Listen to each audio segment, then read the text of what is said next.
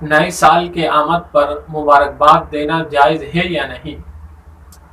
شریعت کی نظر میں نئے سال کے آمد پر مبارکباد دینا، چاہے وہ واٹس ایپ پر ہو، ایمو پر ہو، فیس بک پر ہو، یا لائیو آ کر، یا رشتہ داروں میں گفٹ وغیرہ دینا، اور اسی طرح رات کو گھومنا اور پھرنا، یہاں تک کہ فائرنگ وغیرہ کرنا، مبارکبادی اس طور پر دینا یہ ناجائز ہے۔ قرآن کریم میں اللہ رب العزت ارشاد فرماتے ہیں، الیوم اکملت لکم دینکم واتممت علیکم نعمتی ورضیت لکم الاسلام دینا، کہ میں نے تمہارے لیے تمہارے دین کو مکمل اور کامل کر دیا، قوت کے اعتبار سے بھی، احکام کے اعتبار سے بھی، قواعد کے اعتبار سے بھی، ہر طریقے سے مکمل کر دیا۔ اب ذرہ برابر بھی کوئی دخل اندازی کرے گا، اس کو برداشت نہیں کیا جائے گا۔ آج ہم نیو ہیپی ایئر مناتے ہیں، خوشیاں مناتے ہیں، گھومتے ہیں، رات کو جاگتے ہیں، یہ افسوس کا مقام ہے۔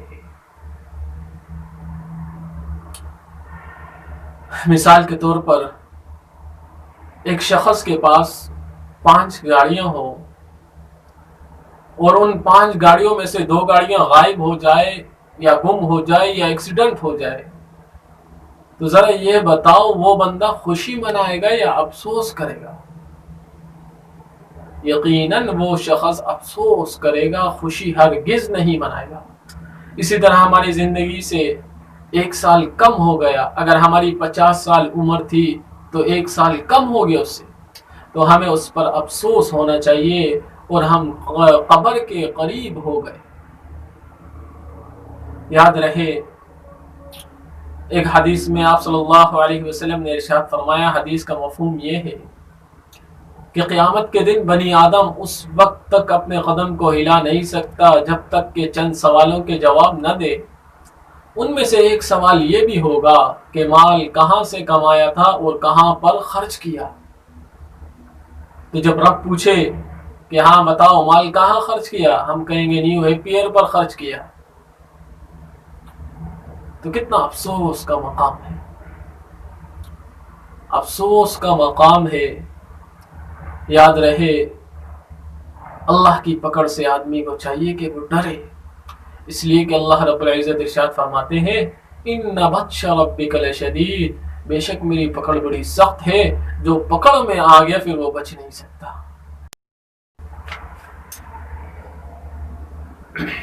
ایک اور مقام پر آپ صلی اللہ علیہ وسلم نے ارشاد فرمایا، ابو داؤد کی روایت ہے، روایت کا مفہوم یہ ہے، جو قوم جس کے ساتھ مشابہت اختیار کرے گی کل قیامت کے دن انہی میں سے ہوگی۔ آج اگر ہم انگریزوں کی تقلید کرتے ہیں تو ہم انگریزوں کے ساتھ ہوں گے، اور اگر ہم شریعت کے مطابق زندگی گزاریں گے تو جنت ہمیں ویلکم کرے گی۔ اس لیے وقت کی قدر کریں۔ اللہ نے دن رات کا نظام اپنی قدرت سے بنایا، دن آتا ہے، رات آتی ہے، دن چلا جاتا ہے، رات چلی جاتی ہے، ہفتہ گزر جاتا ہے، مہینہ گزر جاتا ہے، سال گزر جاتا ہے۔ آدمی کو چاہیے کہ اپنے اعمال کا جائزہ لے کہ میں نے ہفتے میں، مہینے میں، سال میں کیا کیا اور کیا پایا۔ اس لیے نئے سال کا آغاز انسان استغفار سے کرے اور نئے ارادے کے ساتھ نئے سال کا آغاز کرے۔ گزشتہ سال اگر گناہوں میں گزرا تو توبہ اور استغفار کرے۔ فضیل ابن عیاض رحمۃ اللہ علیہ، ان کے بارے میں آتا ہے کہ پورے ہفتے میں جو گفتگو وہ کرتے تھے، جمعے کے دن اس کا جائزہ لیتے تھے، اور اگر نیکی کی ہوتی تو اس پر اللہ کا شکر ادا کرتے، اور اگر کوئی گناہ ہو جاتا تو اس پر توبہ اور استغفار کرتے۔ اللہ رب العزت نے قرآن کریم میں بھی قسم کھائی ہے، والعصر ان الانسان لفی خسر، وقت کی قدر کرے، نہایت قیمتی سرمایہ ہے۔ ایک بزرگ فرماتے ہیں کہ میری ہدایت کا ذریعہ ایک برف والا بنا.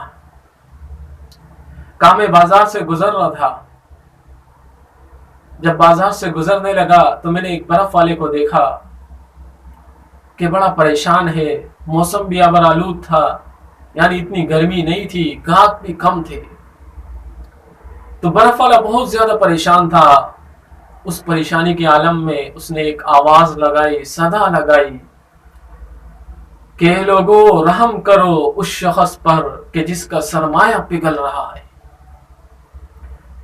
وہ بزرگ فرماتے ہیں میں نے اس جملے کو سنا، یہ میری ہدایت کا ذریعہ بنا کہ آج اس کا سرمایہ پگھل رہا ہے، اس کو کتنی پریشانی ہے. ہماری زندگی بھی برف جیسی ہے کہ یہ پگھل رہی ہے، وقت ہے گزرتا جا رہا ہے. فرمایا اس برف والی کی یہ جو آواز تھی، یہ جو صدا تھی، فرمایا اس نے میری زندگی کو بدل دیا. دعا کرے کہ اللہ ہمیں ان باتوں پر عمل کرنے کی توفیق عطا فرمائے.